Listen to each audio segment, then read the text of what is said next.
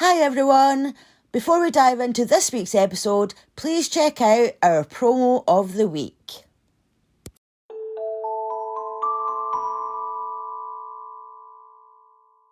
Hey there, my name is Kayla, and my best friend Ashley and I host a show called A Little Wicked. We discuss true crime cases, paranormal lore and legends, and dive into conspiracy theories and everything odd in between that you can think of. Find us on Spotify, Apple, and wherever you get your podcasts, and check out our website, alittlewickedpodcast.webador.com. Hi, I'm Laura. And I'm Jo. And this is CrimeDivers.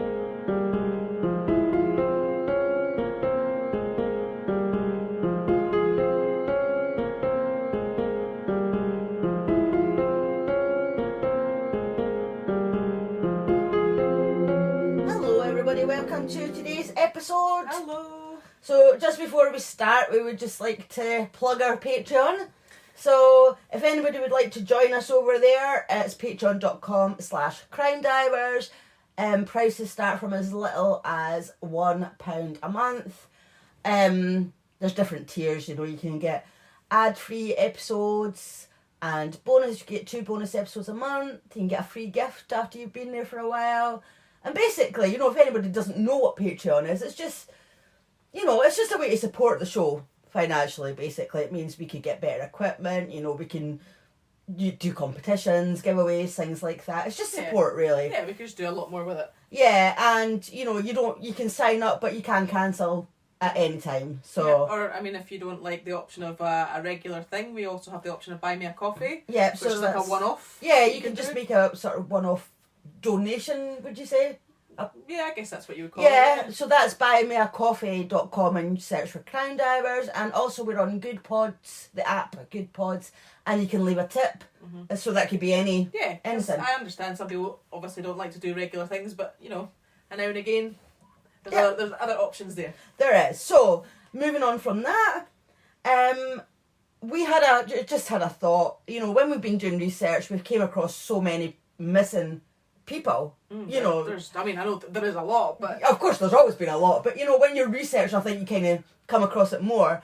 And just scrolling through Facebook and things like that, you're forever seeing people who are missing. So we thought, now that we have a platform and we have a few listeners now, we thought that we would sort of highlight missing people. So like on every episode, we just thought we'd, sort of highlight one missing person, and that person could be from anywhere in the world. We have worldwide listeners, so it's not just going to be from the UK or Scotland or, it'll be worldwide. Yes, although we are going to start off with a Scottish one. Well, yes, of course, just simply because, I'll let Laura tell you, so over to you. Yeah, simply because, as we all do, scroll through Facebook, we come across and I've seen this person's name quite a lot. I've actually seen him as well. Yeah, so I feel like he's an appropriate one to start with because he is closer to home.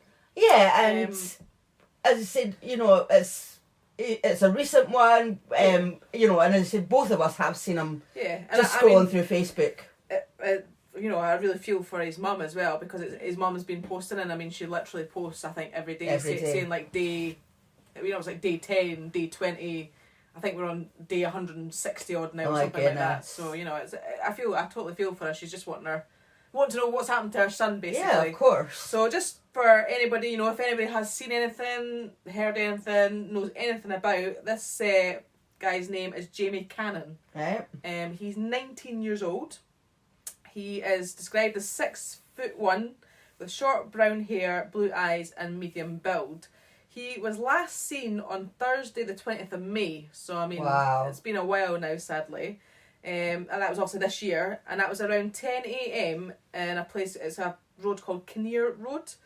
He was reported missing on Saturday the 22nd of May, and he was last seen wearing grey jogging bottoms, grey trainers, a blue jacket, and he was carrying a camouflage backpack. So this is in the Kilwinning area, which is, I think, west of Scotland, I think, sort of Glasgow, that kind of way out that way. Is it? I don't know. I'm not entirely sure, but it is that kind of way.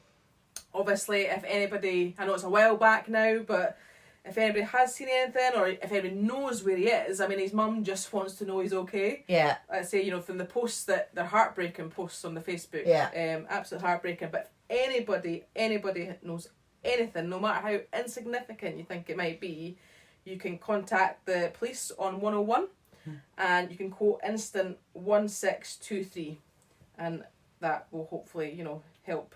And that was Jamie Cannon. Yeah, there is also a Facebook page that you can join as well, which is called Help Find Jamie Cannon, 19 years old, from Salt Coats.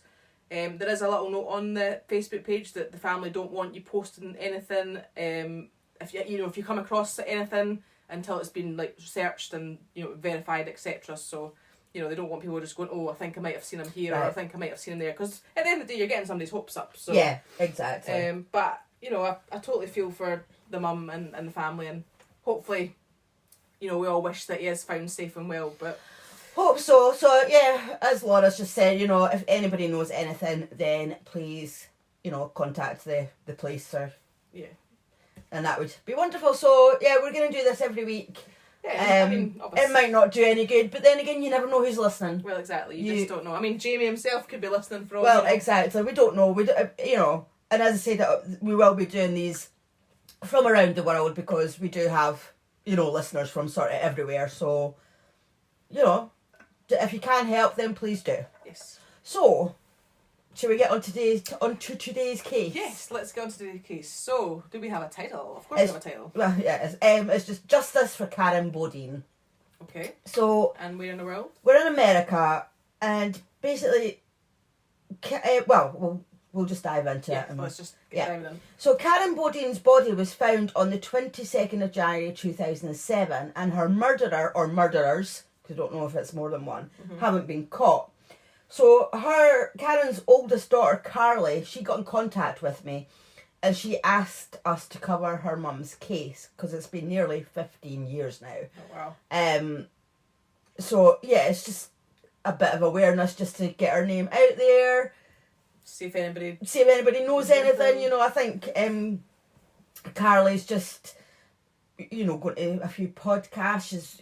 She's done interviews. She's been on YouTube. You know, she's doing everything she can. She just wants to find just to get answers. Yeah, that sounds like it. As I said, I mean, I've watched and I've heard Carly do interviews, and you can just see how much her mum was loved. And, you know, obviously, as we said, they just want answers. Yeah, so of course I said, let's cover it. Yeah. I mean, there isn't actually that much information known, and it's thought that I think the police are still keeping some things to themselves, because if they actually do find the murderer, they need to know that they've got the right person. Yeah, they don't want to really say information that could hamper the investigation. Yeah, exactly.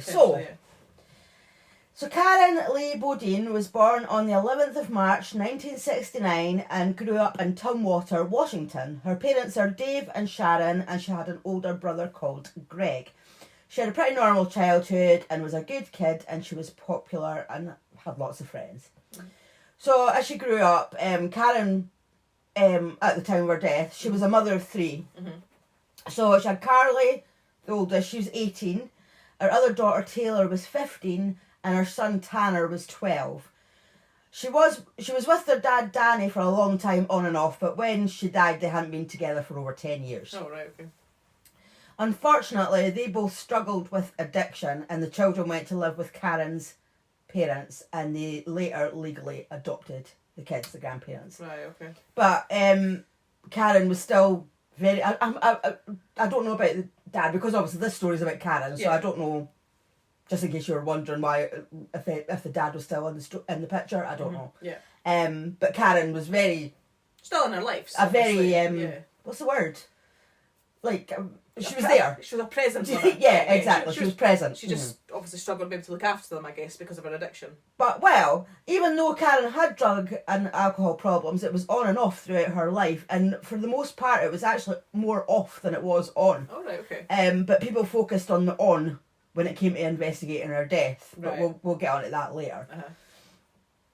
So, despite her addiction issues, Karen was devoted to her kids. She would still, she would turn up to their sporting events, she would spend time with them at home baking, She'd be playing with them, picking blackberries. She would like do the girls' hair and nails and stuff like that. Yeah. She was, as I said, she was very much involved in her kids' lives. Uh-huh. Her eldest, Carly, said that Karen loved fashion. She loved animals. She was good at cooking and very good at sewing, and she even made some of her own clothes. And she said, Carly said, quote, "I believe in the core of her being she was a mother and you could not take that away from her," end quote. When Karen wasn't doing so well and was away from her kids, she had a baby doll that she would look after. So it sounds like it was like a sort of coping mechanism. Yeah, uh-huh. So even if she didn't have her kids around her, she was still a mother no matter what. Yeah, she still had the motherly instincts, just Yeah. thought to be a mum. And Yep, so that's, I think, as I said, I think that was a coping mechanism. So, but when she was doing well, she would sometimes come and live at her parents' house with the kids so that they were all together. She didn't always live with them. And at one point, Karen even started a job at the kids' school cafeteria just so that she could see them more. So you can see how devoted she was. totally sounds like it, yeah. So when Karen and Danny eventually split up for good, Karen later had a boyfriend called Kevin, and they were with each other on and off for a few years. In 2006, Karen was living at her parents' house with the kids and her mum and dad. Yeah. But in the September of 2006, she moved into Kevin's house in Thurston County. She had been clean for a few months, but unfortunately towards the end, they think she was using again. I mean, like Carly had said, wasn't always clear whether she was using or not, but yeah, it's like they weren't. she's pretty sure that she was using once she kind of moved into Kevin's house. So when Karen was using, the kids' grandmother had told them that they weren't allowed to see their mum, but Carly went to school in a place called Lacey, and that's where her mum was living, so she would pop in and see her mum after school for a few minutes. Yeah. And the last time Carly actually saw her mum was one of these quick visits, and one of the last things that Karen had said to Carly was please just stay 5 more minutes. Aww. So you can see she obviously just spending as much time with kids as possible. She wanted to be there with them, but yeah. Sadly, obviously her addiction just got in the way of that sometimes. So on Friday the 19th of January 2007, Karen and Kevin had an argument and Carly believes that it got physical. So the police were called and Karen was asked to leave the house and there was a no contact order put in place. So Karen left and went to stay with a friend called Jim Hunt. It was just quite close by, just down the road. Right. He was in a band with Kevin and Karen knew him well, and also there was other people that hung around in this house. From what I gather, was a place where people would just go and hang out and take drugs and just a bit of a hangout place. So there was a lot of drug use in Jim's house, and a lot of people were coming and going over the weekend. Karen spent a lot of time in the bathroom. She, no matter what, she was always her appearance, she was always well turned out. So I think she just spent a lot of time maybe doing her hair, doing her makeup, and people got annoyed with her. I'm assuming there must have just only been one bathroom. Annoyed with her because they needed to go to the bathroom and they couldn't. Well, yeah, that's what I'm saying, because she was in the bathroom and they maybe needed the toilet or whatever, and maybe people were getting annoyed. I'm not quite sure, but Jim asked Karen to leave the house for a bit. So she left and she started walking around. It was January. It was late afternoon and would have been cold, but she wasn't wearing appropriate clothes for the weather. So someone actually called the police. I don't know who, but somebody, because they were concerned about her because she was crying, walking up and down the street, and she must have been freezing. So a police officer came along and checked on her and asked if he could take her home. She said no, as she didn't want to go to her parents' house. And she said she was fine, and she told the officer to basically leave her alone. So he did, because if she wasn't doing anything illegal, she was she said she was fine. I know that's the thing. In hindsight, you wish that he'd maybe insisted that he took her somewhere, but if she was okay and she was saying no, then there's probably not much he could have done. No. So eventually Karen went back to Jim's house and stayed there over the weekend. So on Sunday the 21st of January, Karen was seen by a police officer at about 9 p.m. He stopped and asked if she was okay, and she said she was fine and she was just walking home.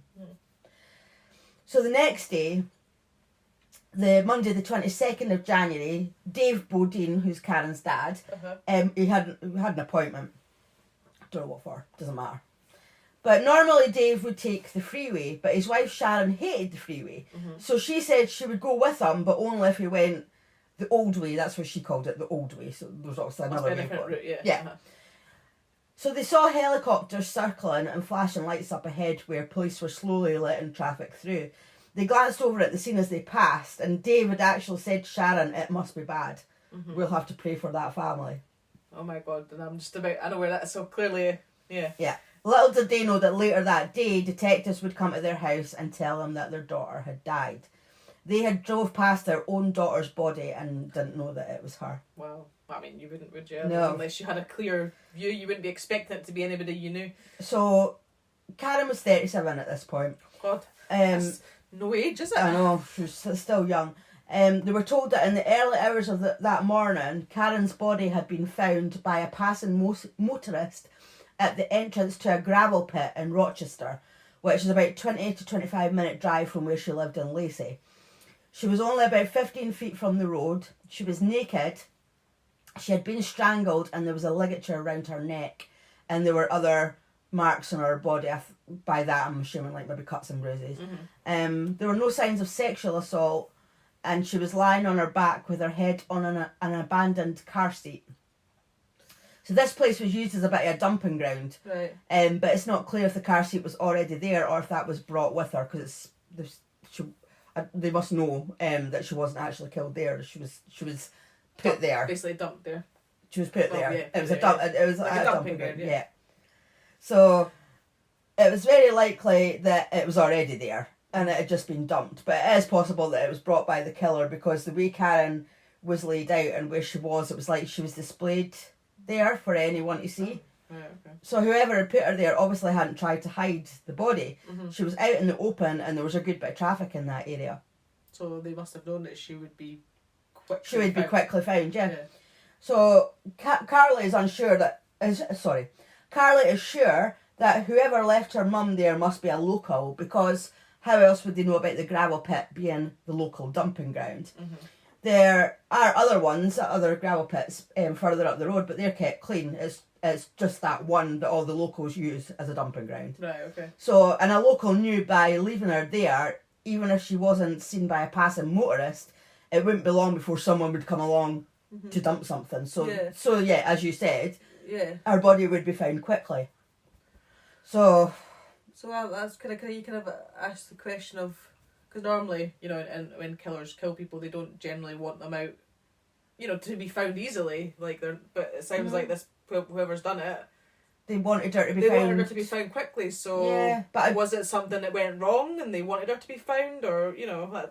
I honestly have no idea. I don't know how to answer that. You know, it's just, I don't know. So, Karen's family aren't happy with the way the investigation was handled. It seems as if because she had addiction issues, she was treated differently. Now, as I said earlier, even though she'd be using on and off, it would be more off, people were focusing on the on. I think that's what they always do, though, don't they? And things like that. Yeah, which is awful. I mean, you know. I mean, yes, everybody's the same. You know, if you've been murdered, you've been murdered. It doesn't matter. It doesn't matter what walk of life you're in. You know, whether you're like a really rich person or a really poor person, you're into drugs, you're a bright lawyer or something. You know, it doesn't matter what walk of life you're in. You should all be treated the same. Exactly. You know, we all come in the world the same way, and eventually, you know, sadly, you don't want people to be murdered, but you know, we all die. So you should still be treated the same. Everybody should be treated the same, exactly. So the initial headlines about Karen's death didn't even use her name, and they actually called her a homeless prostitute. No way. Can you imagine how her family must have felt? Oh, that's awful. She was never homeless. She always had a homeless with her parents. Her parents, no matter what, you know, they did go through phases and said the kids weren't allowed to see her mum, but at the end of the day, they were always there for her, no matter what. She always had somewhere to go. She always had somewhere to go. And she did live with her boyfriend, but, you know, obviously they just had an argument, and so she wasn't homeless. She did have a home. And where are they getting the prostitute part? Well, yeah, exactly. She was never a sex worker, so I've absolutely no idea where that came from. Imagine calling somebody a prostitute. Like, no, that's awful. I don't understand how you get a prostitute from somebody who has addiction issues and you just assume that she's a prostitute. Yeah. It's just that stereotype thing, isn't it? That it's like it comes hand in hand or something, but actually, in this case, it clearly doesn't. So. As I said, I mean, like, well, I mean, like, I wouldn't use prostitute anyway. I always say a sex worker, but she was never a sex worker, so that's just absolutely horrendous. Yeah. And even if she was, that's still horrible to say. To say a homeless prostitute. That why not just call her name by her name? Well, exactly. She's got a name. Exactly. It's absolutely awful. I mean, her family must have been gutted hearing that. Yeah, I would have been totally. And gutted. also, to add even more insult, instead of asking Karen's family for a photo to put in the media, they used her mugshot. So, you know, she obviously had, like, minor issues with the police before, like, domestic stuff and whatever. So that's why there was a mugshot of her. And that's what they used. When investigating her murder, they used a mugshot. That's awful. Cause that's totally disrespectful. And painting her out to be this, like, something, I mean, criminal or... Yeah, exactly. I mean, if you look at a mugshot, you're probably automatically going to think, well, that's a criminal. Like, you'd be thinking, oh, that's a bad person. What's that person done? Or whatever. Yeah. No, that's awful. No, she's had a nice photo from her family. Yeah, of course. And the family were also hurt by a headline which read, "Corpse found on the side of road." I mean, corpse, come on. Oh, again, totally disrespectful. Oh, completely. It's just awful. I mean, it really is. It's a human being. Like, you know, we're all human beings. Like, you know, everybody deserves to be treated with the same dignity. And anyway, I mean, like, even if she struggled with addiction issues, but she sounds like a wonderful person. You know, a great mum and... It's that stereotype, isn't it, though? You just think drugs, or they've been in trouble with the law, that they're such a bad person, but not all people are like that. I mean, yes, there are many bad people out there that are involved in all these things, but there are just as many really decent people that sadly have got themselves, you know, caught up in drugs, or, you know, and they can't get out. It's like a vicious cycle and stuff, but they're actually really nice people. They're not all bad. I know. It's ridiculous. So of course, Karen's family admitted she wasn't perfect, but she was always loved, and she loved her family, and she didn't deserve to be treated any different to any other murder victim. Absolutely not. So there were only a few witness statements, and the main one was that about an hour before Karen was discovered, there was a car seen near where she was found. But there's actually two similar descriptions, so we don't know if this is because people either didn't get the description quite right, or there might have actually been two different cars that were spotted. So Carly said the descriptions are, the first one was a late 1980s or early 90s Datsun, and it was brown. But there's also a theory that the car could have actually just been really muddy, and it could have been maybe a sort of yellow or orange colour. Right, okay. So, and the other is an 80s style brown Datsun truck with a lighter coloured camper shell. So what they're looking for is a brown late 80s or early 90s Datsun car or truck. So I think if you actually look at pictures of them, I think they do look quite similar. Right. Maybe like obviously the back will be different because one's like got a camper shell on it, but as I said, I mean that could have been two different. Oh yeah, could have been. But when Carly was asked if anyone in Karen's circle would have had a similar style car, she said yes. At that time, the information that she has leads her to believe that it's true that someone in Karen's circle did have a car similar to or matching that description at that time. So detectives did pull DNA evidence from the crime scene that they believe could help identify the person responsible for Karen's death. One sample has a few different DNA profiles. They're all kind of like mixed up and tangled. Right, okay. So they would need to sort out each profile first and then test them to see if they can find a match on the system. But I've got kind of something to add to that later. But I just thought, just in case you were wondering, there was DNA evidence, but we'll get to that in a bit. Later. But there just doesn't seem to be much information about the early days of the investigation. And when Carly was asked about this, she basically said there just wasn't much of an investigation. Right. The detective on the case was Steve Hamiltm, and at the time he was retiring. So most of the time when Carly called him, he was golfing or fishing and didn't return her calls. Well, that's not very professional, is it? So, now, just a little note to show how much this so-called detective actually did. I kind of got a little bit confused because, as I said, Carly said that he was retiring, But what I'm about to tell you happened a few years later, and he was still there. So I'm not sure if he was maybe in the process of sort of winding down and maybe not working as much. He was maybe... Like, maybe not doing as much on the front line, sort of big cases, maybe it was just... he was maybe just like, he was going to be retiring, so he was just like cutting his hours back, and maybe that was the case, because a few years later he pulled Carly over, and when he asked her name, he said that he thought he recognised her surname and had he arrested her before.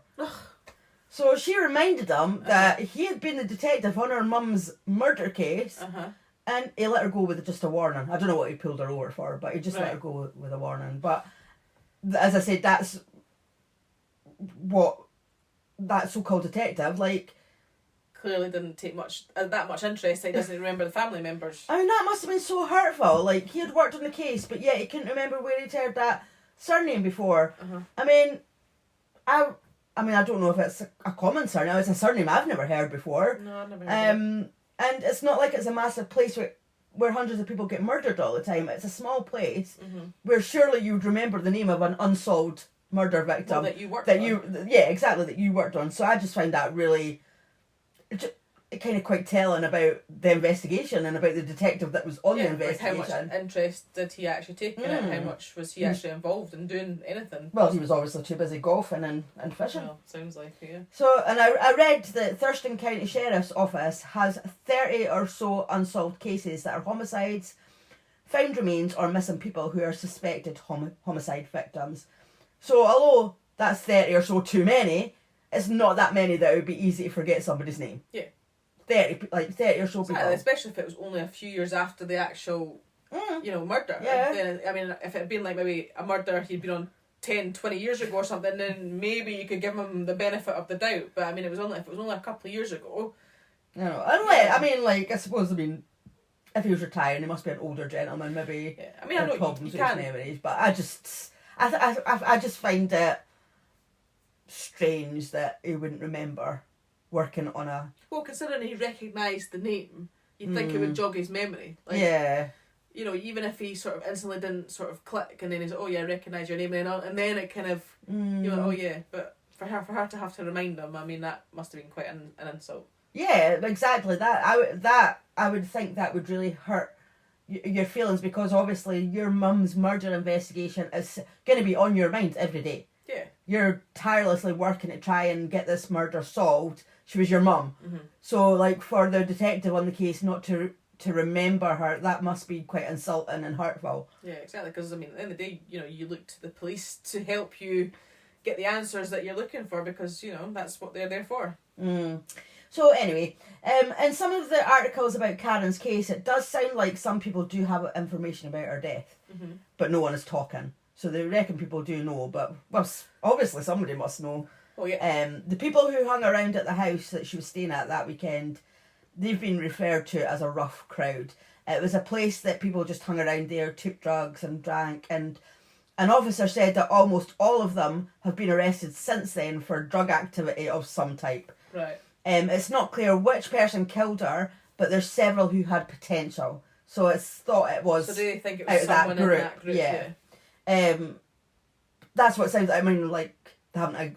From what I've seen and heard, they haven't directly come out and said that, but that, to me, that's what it sounds like. You get, yeah. So there just wasn't much movement at all in Karen's case. And in 2014, so that's 7 years after her death, Thurston County Sheriff Office announced that they were going to take another look into the case. Several people came forward with new information, and one officer said that Karen's investigation was no doubt impacted by her association with people who use drugs. So again, that to me sounds like it's this circle of people at the house. Unfortunately, though, none of the information was enough to lead to an arrest. So the family had renewed hope when Detective Mickey Hamiltm started investigating the case. He wasn't assigned to the case, and he isn't a cold case detective, but he just wanted to help the family. When he was new, being a police officer, part of his patrol area was the dump site where Karen's body was found. So he would drive past quite often, and he would always keep an eye out for anyone coming back to the scene, because we know that's what some murderers do. This is true. And he said the way that Karen's body had been dumped, naked and posed with a ligature still tied around her neck, it's always haunted him. And that's why when he became a detective, he wanted to help solve the case. So, how nice is that? Like, but it's kind of I'm feeling like it's kind of a pity he wasn't there at the start, because he might have actually sounded like he was, going to. He might have actually done something and maybe better than the other guy. So in 2019, Mickey Hamilton submitted Karen's cold case to CrimeCon's first ever crowd-solve event, which I'm sure you probably haven't heard of, because I hadn't heard of it either. I'm assuming you looked it up. So basically this event is to bring together volunteers, detectives working the case and experts to review the file and to try to collectively solve the case. So basically, if you want to go, because I actually went on the website and you can sign up, you have to pay a fee to participate. And you go to this event, which is on at a weekend, and you basically get all the case file, everyone's given a case file to work through, and you get, with the guidance of police, everyone discusses theories, asks questions, and the goal is to hopefully spot something that maybe the police have missed. Right, okay. So I think it's actually quite a good idea. That sounds quite interesting, actually. So that was the first ever. So this is obviously a new thing, because that was 2019, and that was the first ever one. So obviously there's probably... I think there's been a couple since then, but I'm assuming with COVID, there hasn't been any for a while, I would think. Maybe. So Mickey Hamilton, he was actually working on a case of a woman called Nancy Moyer, and it was actually her case that was supposed to be presented at CrowdSolve, and not Karen's. Karen was never supposed to be at CrowdSolve. Right. But because there had recently been a major development in Nancy's case, they weren't able to discuss all the details that they had planned, so Karen's case was presented instead. So the event ran for 3 days, and Karen's case was discussed for 2 of those days. All 3 of Karen's kids attended, and they got to go up on the stage and talk about their mum and her case, and I'm assuming they probably would have answered any questions that anybody had. So I think that's quite... why not? I mean, obviously somebody might spot something and you never know, and judging on some of the places, that guy didn't do that other detective wasn't very good, was he? Exactly, but no, that does sound quite interesting. And hopefully they'll once things get more back to normal, then I'm assuming they'll have more events. More events. You never know. Can't hurt, can it? Exactly. So you never know. Sure, you can't just do it online. I know. Well, maybe one day. So, after the event, there were countless articles written about CrowdSolve, and because of that, about Karen as well. But unfortunately, though, although everyone who participates in CrowdSolve gets to look at the case files provided by the police, they have to sign a non-disclosure agreement, and they have to return all the materials before the end of the event. So all these people got to see all the information that the public don't know, but they can't tell anyone about it, which is understandable, but very frustrating. But then, but the kids, I mean, surely they don't have to. If it's their mum, surely they can say whatever they want. But maybe they don't get to see the case file. Maybe. But then, surely, as the family, is that not their right? Not necessarily, no. I would be demanding. just because you demand it doesn't mean you're going to get it. Well, I've watched a bunch of strangers get to see it, and I don't get to see it. I don't know. I honestly don't know. So Mickey Hamilton says there are over 1,000 pages in Karen's file, but they aren't releasing them. So another really frustrating thing is, remember I mentioned the DNA? Yes. So CrowdSolve offered to pay to get this tested, because it's still sitting there not being tested. Why? Because they don't have the funding. They don't have the funding. I don't think you needed funding to test something in a case, or am I just missing something? What? I thought if the police had DNA, that's part of their job to go and test it, no? No, if they've not got the funding. Oh, I thought they just had their labs and stuff that they send it to. Still need funding. So, CrowdSolve offered to pay to get this tested, but the sheriff declined. He said it wasn't fair to the other cases that didn't have funding. So that DNA is still untested. Because the sheriff said no. Which is absolutely ridiculous. I don't see how it's like...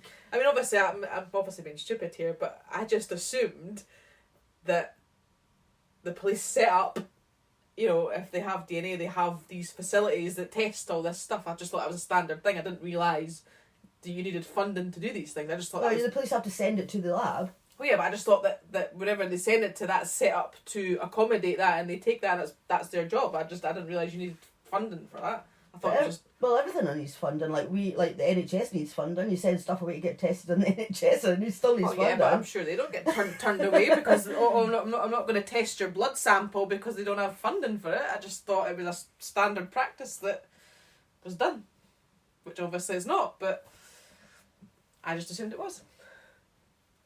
Finished? I just can't answer your ranting there, so... Well, no, I'm not expecting to answer it, but I just thought it was just a standard thing. I didn't realise you needed things to get done if they don't have the funding and the sheriff declined it, which I think is ridiculous, because saying it's not fair to the other cases that didn't have funding, but it's like surely one case getting funding is better than no cases getting funding, and then maybe another case could maybe get funding later on or something, you know, like... Oh yeah, why? I just, to me, that if you get the funding, then you should jump at the chance to get that tested, like, and then think about another case later. Right, we'll try and get funding for this case. You know, like, I just think that sheriff is an arse. Well, isn't that the case? You know, like when people go private because they can afford to go private, but yet there's all these people that can't afford to go private, and sadly, they maybe don't. I'm still not sure about that. Oh, sorry, Siri, my watch is just talking to me. But you know what I mean? Siri is not included in this conversation. You know, but like I say, if you had something wrong with you and you can afford to go private, you obviously go private. Mm-hmm. Sadly, if there's somebody that's in the same situation that can't, unfortunately they don't. But that doesn't stop that person going private. Well, yeah, they're not going to go, well, it's not fair. I'm not going to go and get this treatment because it's not fair to other people. Yeah. So, I get what you're saying. Totally. They should, if they had the funding there and somebody was prepared to pay for it, then they should have allowed that to yeah, of course, because happen. What if a few months later somebody else offers to pay for funding for another case and you're going to go, well, we can't now because we said no to that other one. Mm-hmm. You know, it's just stupid. It really is. It doesn't make any sense to me. I mean, at the end of the day, I know that, families will get frustrated because things don't get solved and whatever, but you would think that the other families would want somebody else's case to get solved if it could, Yeah, I know. It's just... That sheriff's an arsehole. Yeah, clearly. Mr. Sheriff, sorry, but that's my opinion. So the car seat that Karen's head had been laying on when she was found, that was never taken into evidence. What? And neither was anything else that was touching her body. Nothing like round about her at the crime scene. Nothing was taken into evidence. You would take everything that she was touching in case there was other DNA on it. But they didn't. Don't know why. So the family are optimistic that the case is close to being solved and they're just missing a few little spots in the timeline. Mm-hmm. And they just need someone to come forward and talk. Mm-hmm. Like Carly said, you're not in trouble. Just come forward if you know anything at all. Mm-hmm. So obviously we don't know who their suspects are, but they must have suspects and they just need that. I mean, there is like circumstantial evidence, but to take it to trial, that'll be their one shot. So they want as much evidence as they can get and as much proof. So yeah, I mean, I understand that. I mean, I think they somehow need to get this DNA tested, and then that could solve it. This is what I don't understand. That could solve it. I know. So yeah. That must be really frustrating. They just need somebody to talk. So there's a Facebook page called Justice for Karen Bodine, My Mother's Unsolved Homicide. And although this episode is called Justice for Karen Bodine, and that's the name of the Facebook page as well, Carly says she doesn't believe in justice. She just doesn't think that there'll ever be justice for Karen. Mm-hmm. Whether a killer is caught or not, there will never be justice. There will be closure and moving on. But I just called the episode the same as the Facebook page, just to try and get the exposure. Our name's in the title. Yeah. It's the same name as the Facebook page. I totally understand that, because the only justice would be is that she was never murdered in the first place. Yeah, there is no justice for that. So I understand that it is probably just about closure for them, for answers. They just want to know what happened to their mum, and they'll want to move on because this is consuming their lives. Oh, of course, yeah. So there's also a website which is www.karenbodine.com, and if you're on TikTok, search for Justice for Karen Bodine, that's all one word. Mm-hmm. And that's actually how Carly got in contact with me, was through TikTok. So obviously if you want to get in contact where you had any information, you could send her a message, whatever. So, I mean, Carolee, she devotes her life to find out what happened to her mum. She raised money. I mean, her other kids as well, but Carolee seems to be the head of it. Yeah, like the sort of main spokesperson. Yeah. She raised money as well as digging into her own savings to put up 2 billboards. Wow. And she's got like masks, t-shirts, stickers, flyers, like which she takes the flyers wherever she goes and hands them out. So if you have any information on Karen Bodine's murder, please come forward. You know, just you're not in trouble. Just any tiny little bit of information you might help. Yeah. I know. So if you have a tip, please contact Detective Mickey Hamilton, and I'll give you his email, which is, well, I'm gonna have to spell it out because it's HAMILTM @co.thurston.wa.us, or call 360-786-5279. And of course I'll put the information in the show notes. Or you can call Crimestoppers on 1-800-222-8477. And if you'd like to donate to Karen's fund, this money goes to making flyers, t-shirts, masks, stickers, maybe getting another billboard, like to keep the website up and running. All money goes towards finding answers for Karen's family. Yeah. And you can do this by going to the KarenBodine.com, the website, and there's a donate button at the top. So anything, even if you can't donate any money, just share. Yeah. Just share her name. Just talk about her. You know, if you ever see anything on any of the social medias, just share it, retweet it. You know, just get her name out there. Yeah, keep it out there. And I would just like to end on Carly's words. And she says, in a lot of the pictures, they paint her as a victim. And yes, absolutely, she is a victim. I mean, she's a murder victim. But at the same time, she's so much more than that. She's a mother, she's a friend, she's a daughter, she's a co-worker. She's a million other things, and then victim at the very bottom. People don't understand that. So... oh, it's just giving me the chills. So, yeah, so if... as I said, if anybody knows anything, I will put the contact information in the show notes. And if anybody knows anything, please come forward. I mean, they're close to solving this murder, so you never know. That little bit of information that you have could help catch a killer. Yeah. So how long overdue? Yeah, exactly. I mean, that's in January next year. I was going to say this year. Next year. That's 15 years. Yeah. 15 years of their lives basically being devoted to trying to find out what happened. They need closure. They need to move on. Yeah, exactly. I mean, they can't, they can't change the fact now, but they just want the answers of what happened to her. Yeah, and just move on and get on with their lives, and and I mean, I hope that one day that does happen for them soon. I really, really do. And us sharing this, it might help. It might not. But as I said, I just wanted to help. If somebody reaches out to you, you want to help, don't you? Just get their name out there. And the same for anybody else. If there's anybody else out there who knows about, the unsolved case, that they want help, just getting somebody's name out there, just let us know. Yep. And we'll do our best. Yep. So we'll do our best to get the awareness out there as best we can. Yeah. So if you do want to contact us, then you can. You can follow us on our social medias, or you can email us, and I'll put all that information in the show notes.